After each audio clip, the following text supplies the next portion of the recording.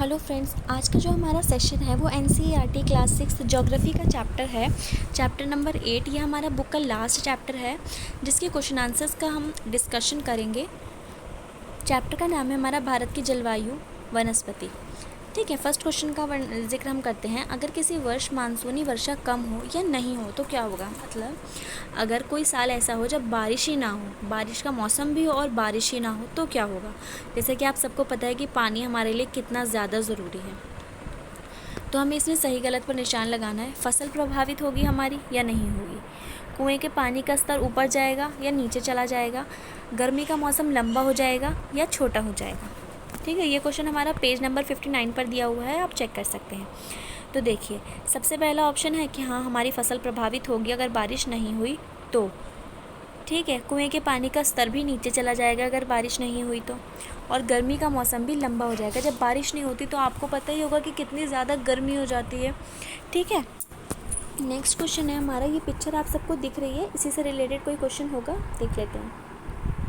देखिए, शिकारी बाघों को क्यों मारते हैं। जो बाघ है, देखिए सबसे पहली बात, ये बाघ बना हुआ आपको दिख रहा है, जो शिकारी होते हैं वो इन्हें क्यों मारते हैं। सबसे पहली बात आप सबको पता होगी कि शिकार करना हमारे देश में अपराध माना जाता है। ठीक है, क्योंकि जानवर बहुत तेज़ी से विलुप्त होते जा रहे हैं। अगर हम इन जानवरों को अभी मार देंगे तो आगे आने वाली पीढ़ी कैसे इन जानवरों को देख पाएगी।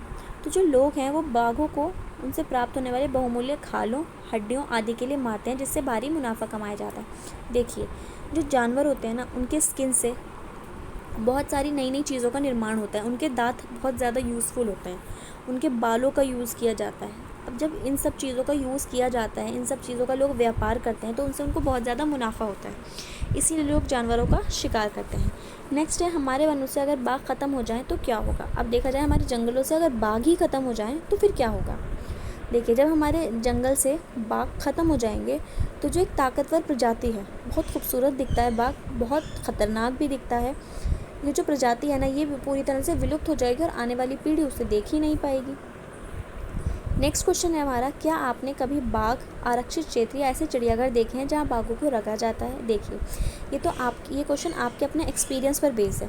आप कभी किसी जूलॉजिकल पार्क गए हो, वहां आपने बाघ को देखा हो, या ऐसी कोई जगह आपने देखी हो जहां पर बाघों को रखा जाता हो, तो ये आप अपने एक्सपीरियंस के बेस पर कीजिएगा। क्वेश्चन आंसर्स पर आते हैं। फर्स्ट क्वेश्चन है हमारा, प्रश्नों के उत्तर संक्षेप में दीजिए। पहला प्रश्न है, कौन सी पवन भारत में वर्षा लाती है और ये पवन इतनी महत्वपूर्ण क्यों है। पवन का मतलब होता है हवाएं, तो कौन सी हवाएं भारत में चलती हैं और वो वर्षा लाती हैं। इसका आंसर है मानसूनी पवनें। ठीक है, जो मानसूनी पवनें भारत में चलती हैं उन्हीं की वजह से वर्षा होती है।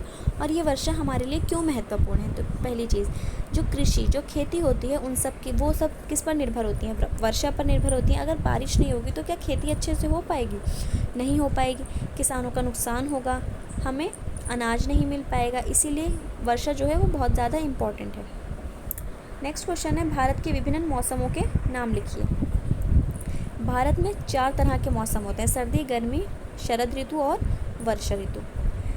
दिसंबर से फरवरी तक का जो मौसम होता है उसे हम सर्दी ऋतु में काउंट करते हैं, यानी कि शीत ऋतु में। मार्च से मई तक हम गर्मी मानते हैं। जून से सितंबर तक हम वर्षा का मौसम लेके चलते हैं, अभी वर्षा का मौसम चल रहा है। और अक्टूबर से नवंबर तक हम शरद का मौसम या शरद ऋतु मानते हैं। प्राकृतिक वनस्पति क्या है। ठीक है, इसका आंसर है, जो घास, झाड़ियाँ, पौधे बिना मनुष्य की सहायता से उपजते हैं उन्हें प्राकृतिक वनस्पति कहा जाता है। मतलब वो घास, वो झाड़ियाँ, वो पेड़ पौधे जिनको इंसानों की ज़रूरत नहीं होती, हम उन्हें नहीं उगाते।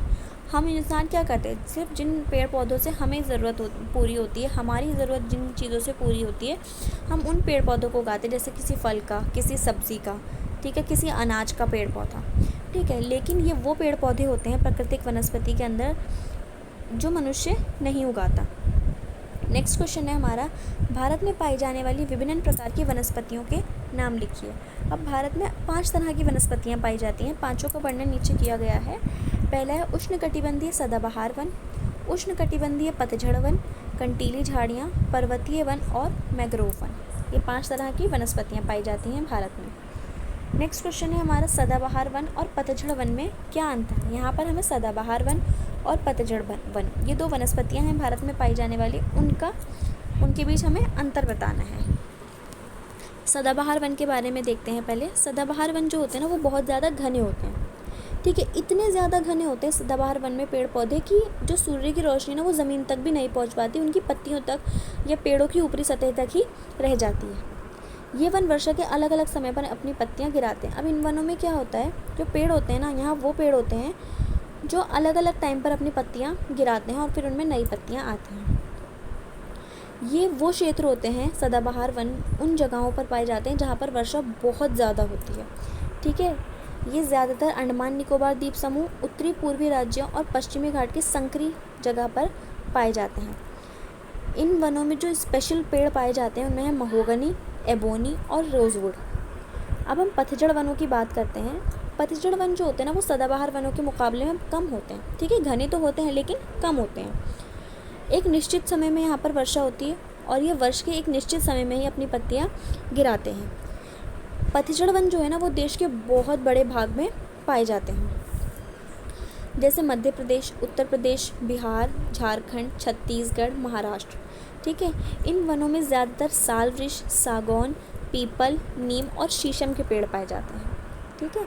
नेक्स्ट क्वेश्चन है हमारा, उष्णकटिबंधीय वर्षा वनों को सदाबहार वन क्यों कहा जाता है। देखिए, उष्णकटिबंधीय वर्षा वन जो होते हैं ना साल के अलग अलग टाइम पर अपनी पत्तियां गिराते हैं, इसीलिए ये हमेशा हरे भरे दिखाई देते हैं, ठीक है। इन वनों को सदाबहार वन कहा जाए। सदाबहार का मतलब होता है ऑल टाइम, ठीक है, ऑलवेज। ये वन पूरा साल हरे भरे दिखाई देते हैं क्योंकि ये अलग अलग टाइम पर अपनी पत्तियां गिराते हैं। सेकंड क्वेश्चन है हमारा, MCQ बेस्ड है ये, सही उत्तर चिन्हित करना है। विश्व में सबसे अधिक वर्षा वाला क्षेत्र कौन सा है। विश्व में सबसे ज़्यादा वर्षा मुंबई, आसनसोल या मौसिनराम। तो इसका जो करेक्ट आंसर है वो है option number C, Mawsynram. Mawsynram में सबसे ज़्यादा बारिश होती है विश्व में अगर देखा जाए तो, ठीक है। सेकंड क्वेश्चन है हमारा, मैंग्रोव वन कहाँ हो सकते हैं। खारे जल में, साफ जल में या फिर प्रदूषित जल में।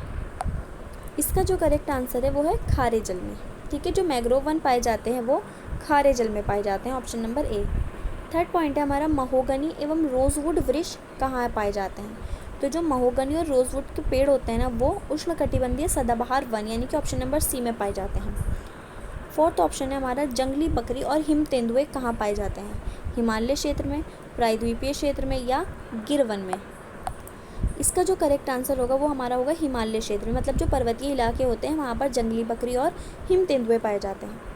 नेक्स्ट क्वेश्चन है हमारा, दक्षिणी पश्चिमी मानसून के समय आंध्र पवनें कहाँ बहती हैं।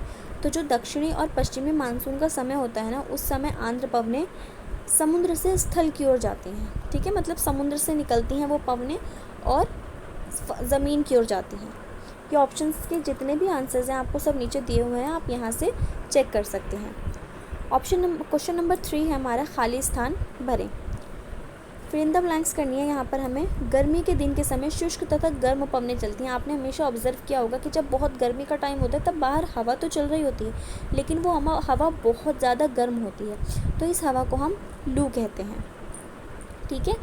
ऑप्शन नंबर 2 है हमारा, आंध्र प्रदेश तथा तमिलनाडु में डैश के मौसम में बहुत अधिक मात्रा में वर्षा होती है। जो हमारा दक्षिणी हिस्सा है आंध्र प्रदेश और तमिलनाडु, जब मानसून लौट रहा होता है तब वहाँ पर बहुत ज़्यादा वर्षा होती है।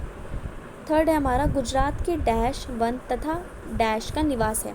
गुजरात के जो जंगल हैं वहाँ पर गिर और एशियाई शेरों का निवास है। आपने सुना होगा कि जो एशियाई शेर होते हैं और जो गिर होते हैं वो सबसे ज़्यादा गुजरात के जंगलों में पाए जाते हैं। 4 है हमारा, मैंग्रोव वन की प्रजाति क्या है। तो जो डैश मैंग्रोव वन की प्रजाति है, मैंग्रोव वन जो हैं उनकी प्रजाति क्या है, सुंदरी। याद रखिएगा जो सुंदरी है वो मैंग्रोव वन की एक प्रजाति है। 5 है हमारा, डैश को मानसून वन भी कहा जाता है। मानसून वन किसे कहा जाता है, तो जो उष्णकटिबंधीय पतझड़ वन होते हैं उसे हम क्या बोलते हैं, मानसून वन।